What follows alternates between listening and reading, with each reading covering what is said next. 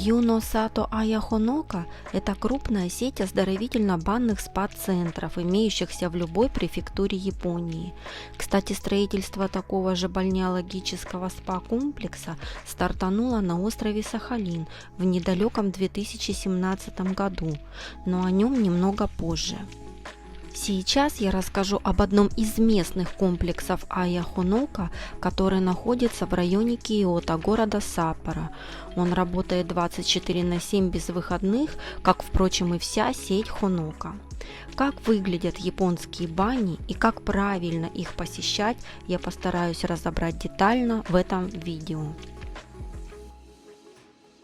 Для начала традиционно по-японски на входе в спа-центр нужно обязательно снять уличную обувь и поместить ее в отведенные для этого ячейки. Затем у длинной стойки, расположенной сразу в начале большого холла, посетителям выдают комплект пижам с набором банных полотенец и ключ от шкафчика со специальным браслетом, который, внимание, используется для оплаты всего, что находится в самом комплексе. Окончательную цену посетители оплачивают не сразу, а по завершению всех банных спа-процедур, включая кафе и рестораны. Поэтому стоит особенно бдительно следить за браслетом, чтобы спокойно завершить расчет на стойке ресепшена. Женские и мужские раздевалки находятся на первом этаже сразу напротив ганбан-йоку. Это японские каменные ванны, но к ним мы тоже вернемся чуть позже. Для начала следует переодеться в тоненькую уютную пижамку, в которой можно свободно, не стесняясь, передвигаться по всему комплексу, принимая поочередно различные процедуры. В таком же виде не возбраняется посещать кафе и рестораны, расположенные на втором этаже. Насчет того, как ты выглядишь в этой пижаме, никто абсолютно не заморачивается, потому что все одеты одинаково, что дети, что взрослые. Единственное различие – это, наверное, номера браслетов, по которым проходит оплата за определенные услуги комплекса, и цвета, так как женщины облачены в красное, а мужчины в синее. Но вернемся к японским ганбан-йоку. Что же это за слово такое непонятное? Ганбан-йоку – это лежание на горячих минералах природного происхождения, или, проще выражаясь, каменные ванны. Для их обустройства в основном используется каменная гималайская соль, редкая руда – это турмалин или германий, каменная соль, необработанная магматическая порода, а также вулканический кремнезем, оздоровительный эффект которого японцы открыли еще несколько сотен лет назад. Лежание на горячих камнях регенерирует тело и позволяет избавиться от токсинов, тем самым укрепляя иммунную систему. Горячие каменные ванны из вулканического кремнезема в бальнеологических банях Японии явление нередкое, а добывают эту породу только в одном месте, конечно же, на острове Хоккайдо в горах Хияма.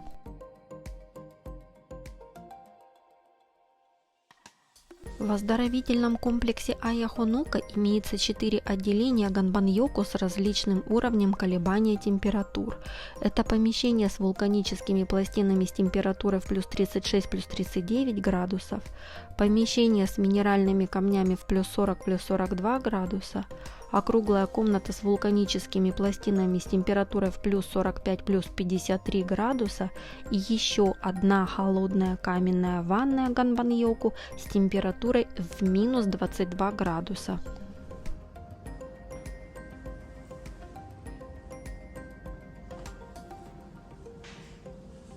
Красивенько. Одним словом, перегрелся, беги в холодненькое. Это можно было бы сопоставить с охлаждением в проруби, когда ты пересидел в русской бане и сиганул в ледяную воду, но какого-то шока от резкого перепада температур совсем не чувствуешь. Напротив, ощущения при этом совсем другие, более мягкие и приятные. Мне, например, при всей моей любви к теплу совсем не хотелось выходить из холодного ганбан-йоку на протяжении целых 10 минут, так как особого переохлаждения я не испытывала. 10 градусов. Лежание на вулканических плитах и камнях – очень популярная форма термотерапии. Ее можно отнести к лечебной процедуре, которая абсолютно не придает никакого дискомфорта. Наоборот, проникающее тепло разливается по всему телу и успокаивает под соответствующую релаксирующую музыку. Чтобы достичь положительного эффекта, достаточно провести в ганбан-йоку около часа. Мы обошли все комнаты с каменными ваннами и остались очень довольны. Кстати, в небольшом холле ганбан-йоку есть лежаки татами, на которых можно отдохнуть после жарких процедур, а на входе в холодную ванную мы заметили холодильник, где посетители могут оставлять принесенную с собой воду, и автомат хамбайки с линией горячих и холодных напитков на любой вкус. После того, как хорошенечко пропотеешь, приняв процедуры на горячих камнях ганбан-йоку, возникает ощущение смыть с себя грязь и принять настоящую горячую ванну. Для этого необходимо перейти в купальное отделение. И здесь я немножечко напомню, что у японцев есть такие понятия, как онсен и сенто. Онсен – это купальня с богатой минеральными веществами водой из природных термальных источников, которая считается натуральной. Понимающие в этом толк японцы готовы преодолевать любые расстояния, чтобы ощутить на себе целебную силу воды. Понятие сенто относится к общественным баням, в которых используется обычная вода, подогреваемая бойлером. За несколько десятилетий все сенто очень сильно преобразились и превратились из традиционной японской бани в огромные спа-комплексы с различными видами услуг. И Ая Хонока в этом не исключение. Но вернемся к купальному отделению Хонока. Итак, из раздевалки с полами традиционных японских татами мы сразу переходим в душевые, где нужно тщательно помыться перед принятием ванной. Банные принадлежности в виде шампуней, кондиционеров и жидкого мыла для тела предоставляются бесплатно каждому, но те, кто предпочитает пользоваться личными, их стоит взять с собой. В купальном отделении расположены две ванны с джакузи с температурными режимами в плюс 39 и в плюс 41 градус, одна высокотемпературная сауна в плюс 360 градусов, одна стим-сауна – это паровая баня с наличием большой вазы с морской солью для тела, и 3 спа-купели – это минерализированная вода в минус 17 градусов, ее обычно используют после саун, спа-ванная в плюс 39 градусов с сероводородным составом для шелковистой кожи и спа-ванная с железистым составом воды плюс 47 градусов. Ванны Ротенбуро находятся под открытым небом на улице, и их всего две. Одна с железистым составом воды в плюс 42 градуса, а другая, пожалуй, самая приятная, которую хочется принимать бесконечно, это новшество спа-комплекса Хонока, газированная ванная с высокой концентрацией углекислого газа в плюс 39 градусов. Также на улице есть две бочки купели с приятной теплой водой для релаксации. Из всего перечисленного, пожалуй, купели с газированным источником самое полезное, потому что при ее принятии углекислый газ поглощается кожей на безопасном уровне, расширяя кровеносные сосуды и стимулируя обмен веществ.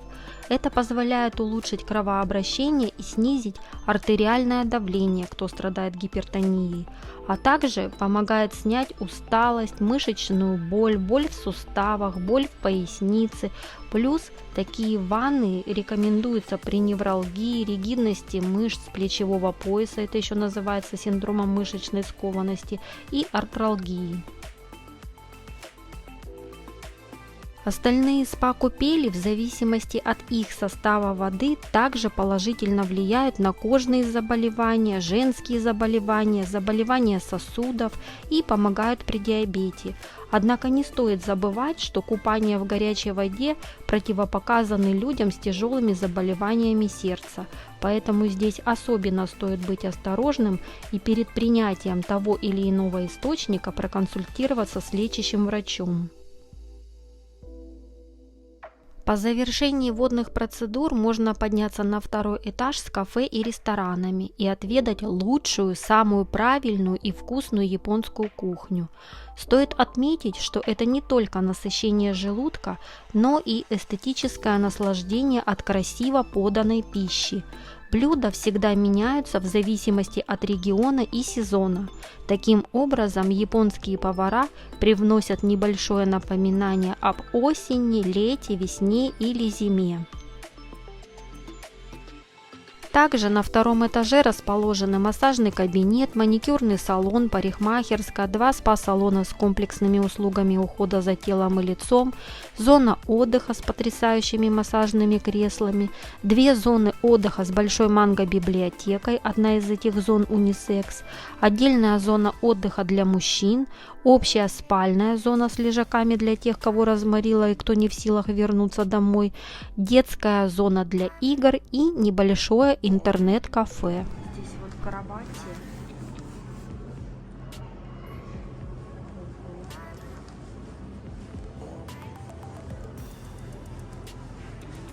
Можно полежать и порелаксировать. Здесь вот ноги, вот здесь можно помассажировать шею.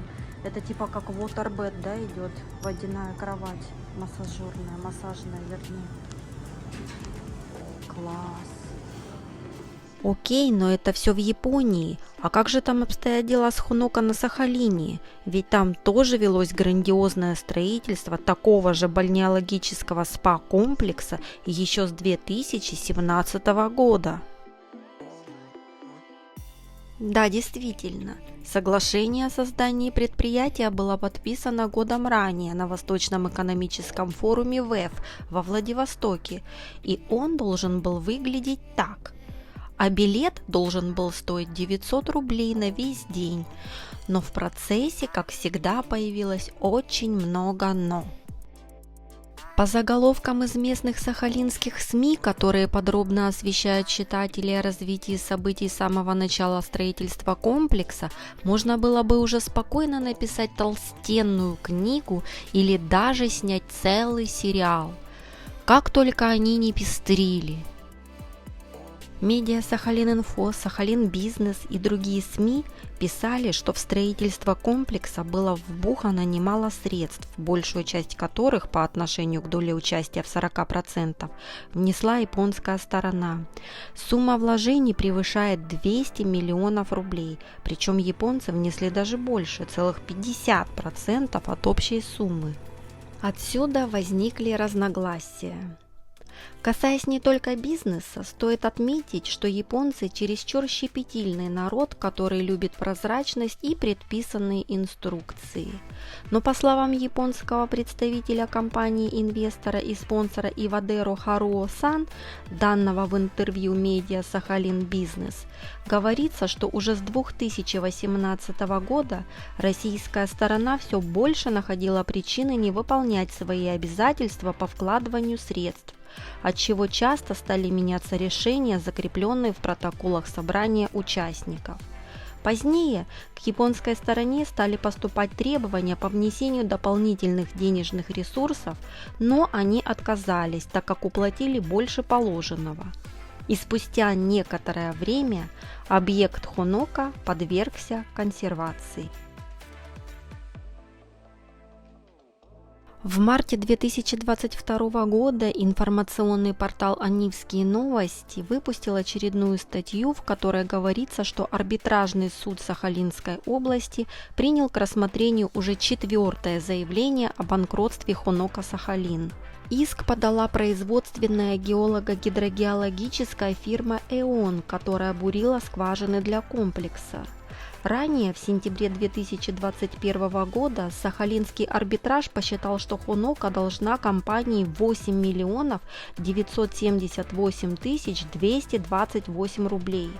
Апелляцию Онсен проиграл уже в 2022 году, но подал кассационную жалобу, которую пока еще не рассмотрели. Статья очень интересная, полностью обозревающая конфликт российских учредителей между собой, бесперебойно подающих друг на друга иски, жалобы и апелляции. А рассмотрение иска японской компании АО Марусин Ивадеро вообще откладывают который год. И дальше этого ничего не продвигается. Долг Ханоки растет.